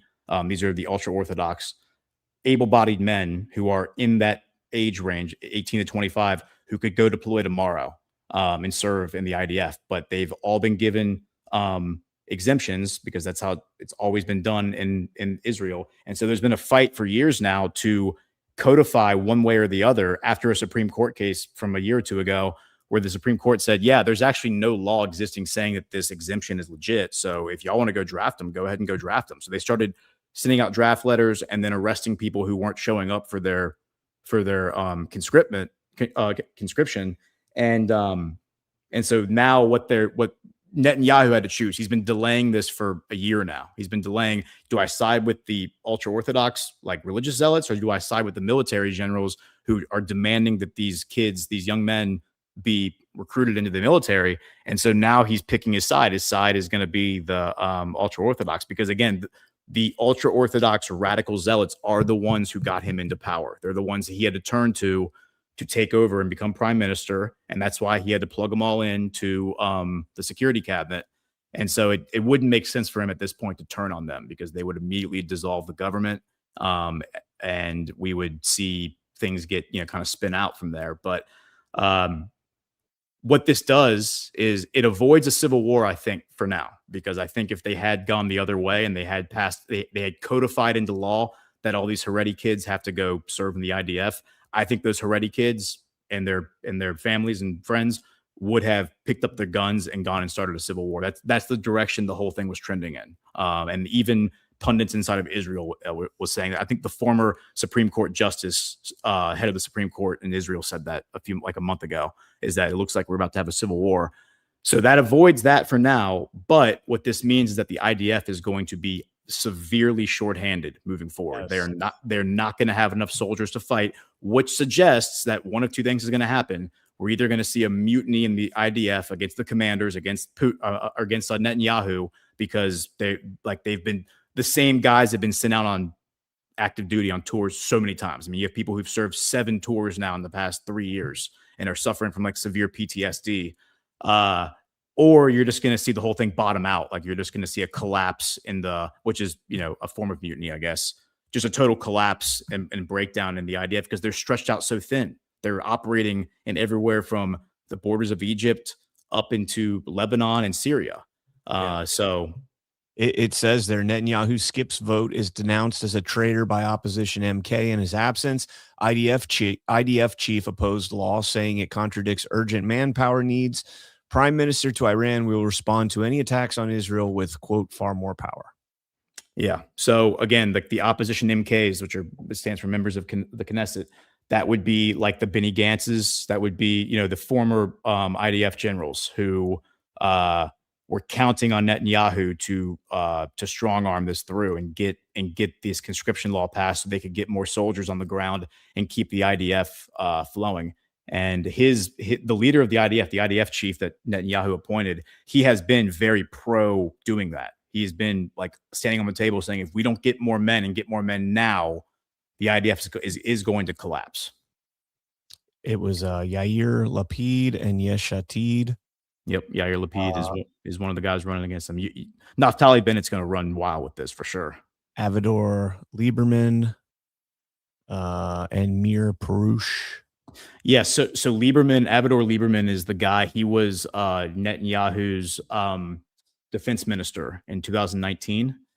He was the one who resigned from the government and then went public and said Netanyahu has been sending briefcases full of cash to Hamas in Gaza. When he found out about that, he flipped out and he said, wait a minute, we're funding Hamas. We're giving Hamas money. We're keeping them afloat. So that was Lieberman who did that. And he's a former defense minister. So he's, been plugged into the IDF and he's basically been anti-Netanyahu ever since then. I did not mean to hijack your segment. No. That was great. That was a good little side quest. Let's see what else we have here. So let's kind of take that and run with it. Because now we're kind of seeing things fall apart in the Middle East. The Houthis are now firing missiles at Saudi Arabia for the first time in, I think it's been 2022. Yeah. So March of 2022 is when they signed an informal truce. So they haven't fought in about 4 years. And now all of a sudden the Houthis are firing missiles into Saudi again. And where this does actually take us, Brian, is it takes us to Turkey. Because we had that NATO summit last week. We had a lot of things happen in that NATO summit.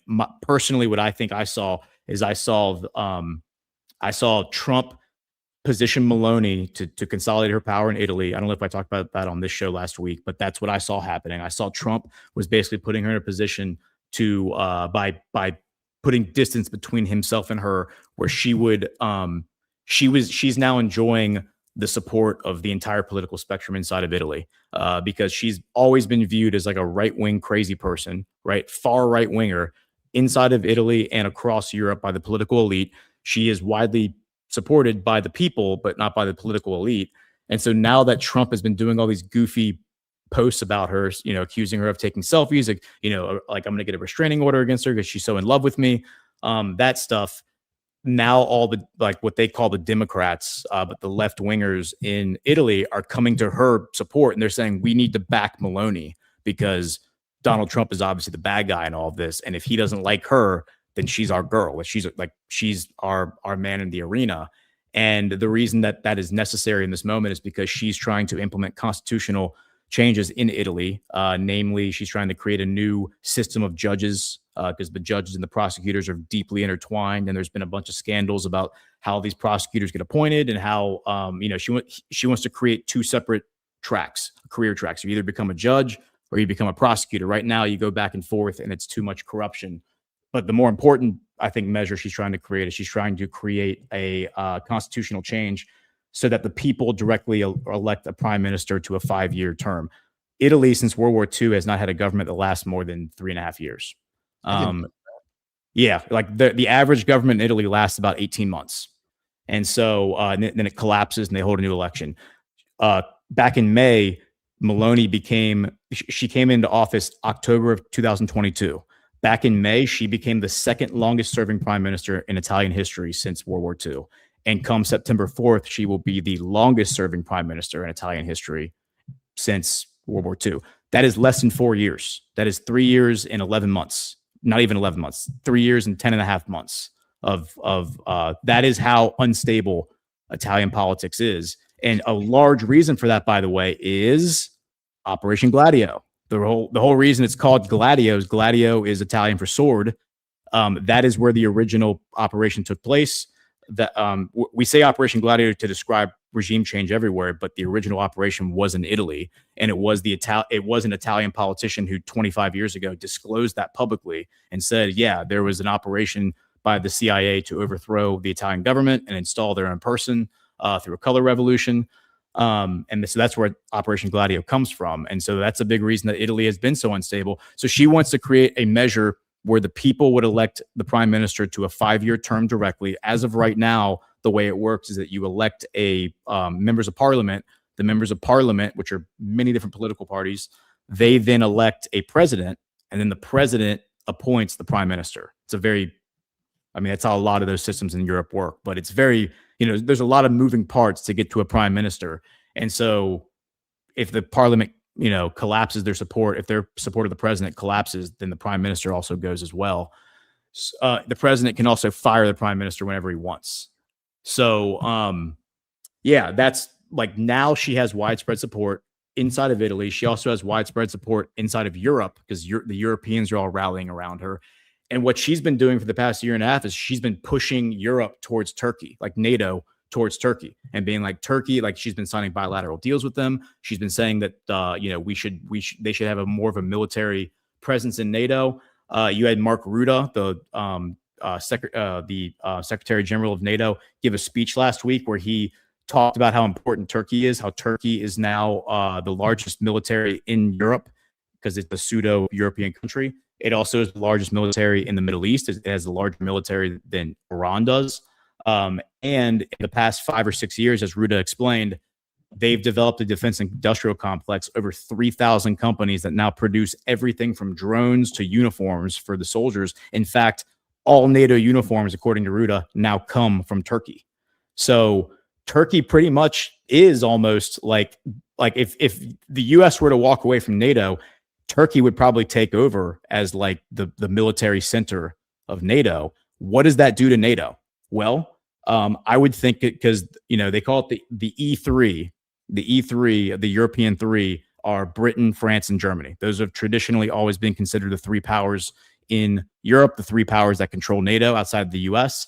All three of them would be incentivized to walk away from NATO if that happened, because I can't imagine they're going to want to be under the tutelage of Turkey. And I also think Turkey would invite Russia to join NATO at that point, which is something Putin tried to do with Clinton in 2000 before Clinton left office. He asked Clinton, he said, "Can Russia join NATO?" And Clinton laughed and was like, "I mean, it's an interesting idea. I don't think they're ever going to go for it." And then George Bush Sr. said, "Over my dead body." Like, it's never going to happen. So, but let's go to Turkey before we land it. We have an attack. So Ukraine attacks a gas line in Russia, but this gas line directly supplies Turkey. And this is the Blue Stream pipeline. Let me pull this up. So this happened last week. There was a facility in the Krasnodar region of Russia. Blue Stream pipeline map. Let me just pull that up so you see what I'm talking about. Okay. So here's the Blue Stream pipeline. If I can get this on a good screen for you to see. Yeah, here it is. All right, so you can see there. It connects Russia to Turkey in the Eastern Black Sea. So they attacked a refining facility somewhere along this red line in the pink area of Russia. It was somewhere in the Krasnodar region. They attacked with drones. And the purpose of the attack was to cut off natural gas supply to Turkey, which would have had a significant impact on Turkish energy. Fortunately, it didn't succeed. They did blow up a bunch of stuff, but it didn't interrupt any service.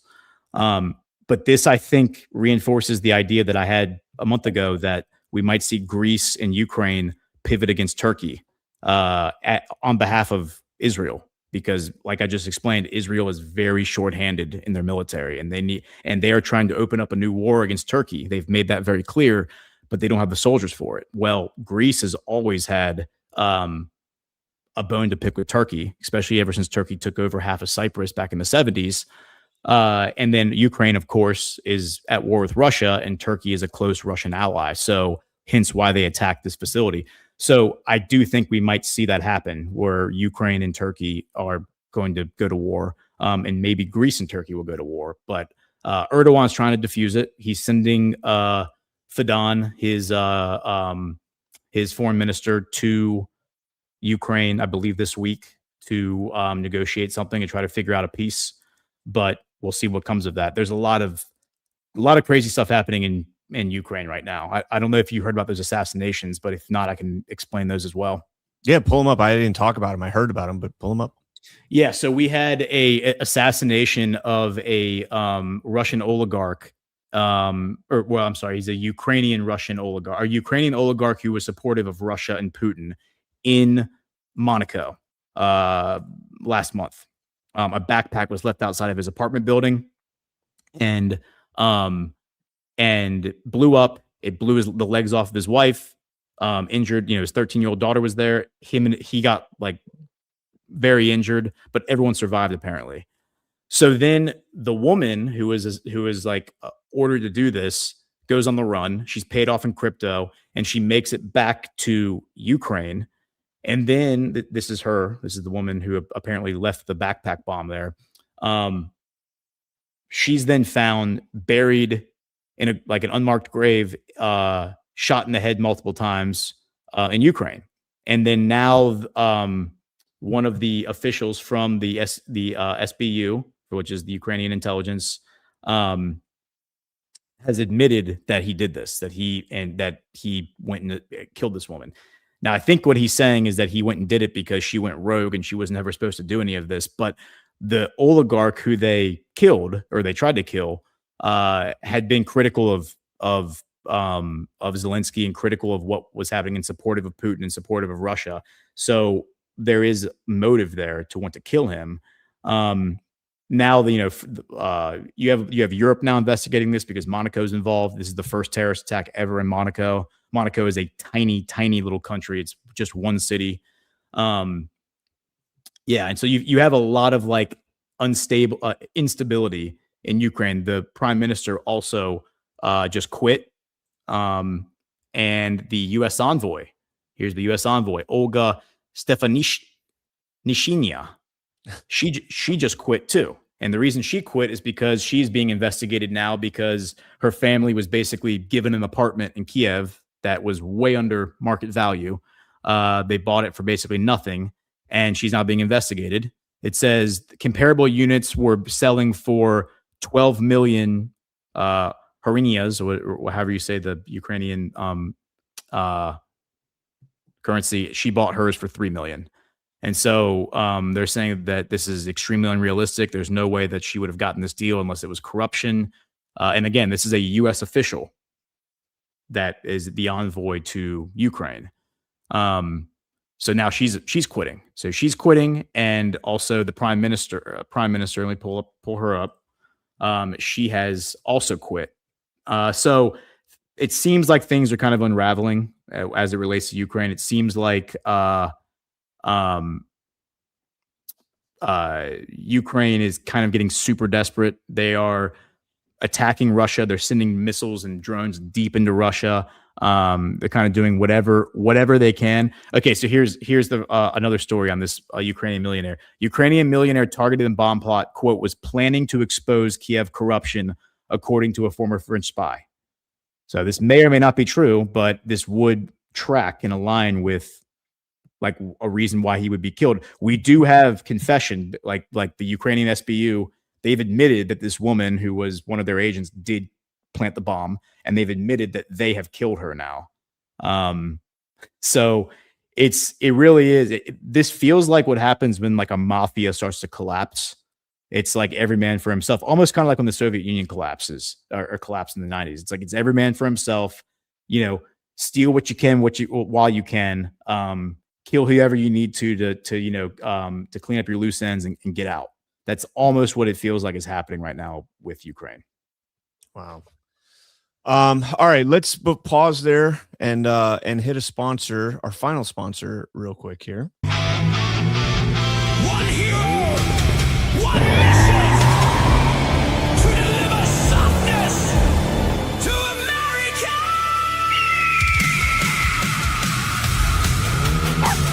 No, Gigi, we can't stop your snacks, dude. We have to deliver all of these soft disclosure gift cards.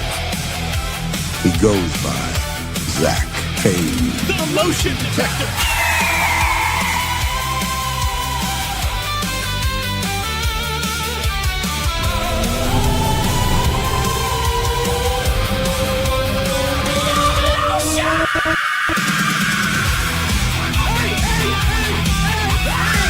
Hey, stop fighting over the beer brush.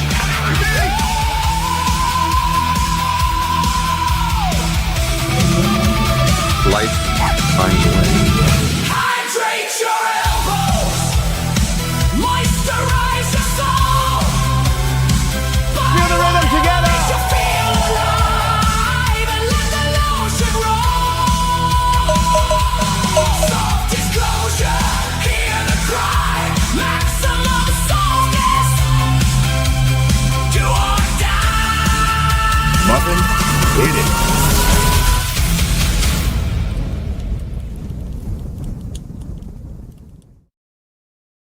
All right, softdisclosure.com, promo code Muffin, hit it as I sit here and comb out my illustrious beard.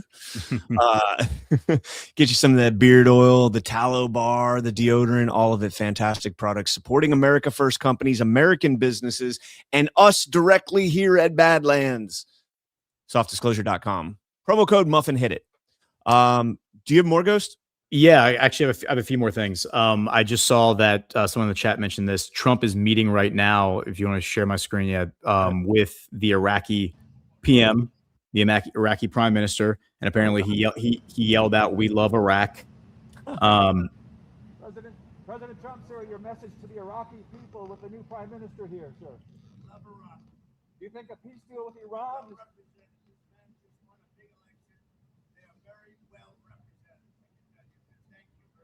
They're very well represented. I can tell you that. Love it. Yeah. So Iraq is a country that I haven't been tracking super close because they just have not, they've been rather quiet. But what did happen is they had a heavy Shia, they had an election where the Shia, because, you know, they're 50% Shia, 50% Sunni, which makes them very unique in the Middle East. But the Shia basically took over their parliament after their election back in January, February. And that provoked Trump to come out and say, hey, Parliament, you better not install this guy that y'all are talking about installing, who is, you know, like an Iranian shill. I will not support you if you do that. Do not install this guy. And so for months now, there's been deliberation on who was going to be the prime minister. They haven't had a prime minister. They finally did elect this other guy, who appears to, he appears to be like a real estate developer. He appears to, be a businessman. However, what's interesting is he also seems to have a lot of Shia ties and even ties to Iran, but maybe it's ties to different Iranian networks than this other guy, because remember, Iraq came out and did those arrests. I think it was like 2 weeks ago. Let me pull that up. Iraq did like a mass arrest of a bunch of people who were suspected of being part of right here. So there's the guy right there who Trump is meeting with. Says Iraqi security. This is from June 28th. This is while we were at GART. This is the last day of GART. Or I guess while we were there. Iraqi security forces arrest 47 officials in anti-corruption crackdown. Elite security personnel carry out a large-scale operation at dawn in the Green Zone in several neighborhoods in Baghdad. Security source says. And so al-Zaidi is the prime minister. These people are all accused of being connected to these networks that tie back to Iran. It says AP reported that some members of the mainly Shia Parliamentary Reconstruction and Development Coalition were also targeted in the raids. INA said arrested lawmakers had their parliamentary immunity lifted ahead of being detained. Our parliamentary source told Al Jazeera that this was done with the approval of Speaker Heybet al-Halbousi. Under Iraqi law, the speaker has the authority to take such measures while parliament is on legislative leave. Iraq's Federal Commission of Integrity said it had launched decisive measures to execute judicial arrest warrants issued against a number of individuals accused of misappropriating public funds. It says authorities have seized about $86 million in cash this month, allegedly as part of the corruption case against al-Jumaili. Sources said the arrests were based on confessions by Adnan al-Jumaili, a deputy oil minister who was arrested last month on corruption charges. So basically, they arrested a guy last month who's been an oil minister in Iraq, and he just admitted to all this stuff. He said he admitted to all of these. He said, "Here's my network, here's my names," and then they went and arrested all these guys. Here's what's interesting. In a message to al-Zaidi and judges, former prime minister and head of the State of Law Parliamentary Bloc, Nouri al-Maliki, wrote on the X. Now, al-Maliki is the guy that Trump was saying, do not elect this guy. Like, this guy's bad news. Do not let him be prime minister. We need somebody else. Here's what he said. Quote, "We congratulate you on launching the operation to pursue those who have squandered the Iraqi people's wealth. We reaffirm our full support for you and your efforts to uphold justice and hold accountable everyone who has betrayed the public trust. Carry this mission through to its conclusion. It is a long-awaited step that the Iraqi people have been hoping for." So this guy is throwing his full weight behind what Zaidi is doing, despite the fact that he has been accused of being deeply connected to the Iranian, like IRGC leadership, like the Iranian government. And now he's supporting this. That is really interesting. I did mention before how that money was being laundered through Iraq and the UAE. And the last thing I'll say on this is that I suspect Trump's going to announce this afternoon that we're building a pipeline, or a pipeline I think the pipeline already exists, but we're going to start pumping oil out of the Gulf, out of the Persian Gulf, through Iraq, through Syria, to refineries on the east coast of the Mediterranean Sea in Syria. We're going to bypass all of it. We're going to bypass the entire Middle East. We're going to bypass the Strait of Hormuz. We're going to bypass the Red Sea. We're going to bypass Israel because Netanyahu was trying to do the same thing.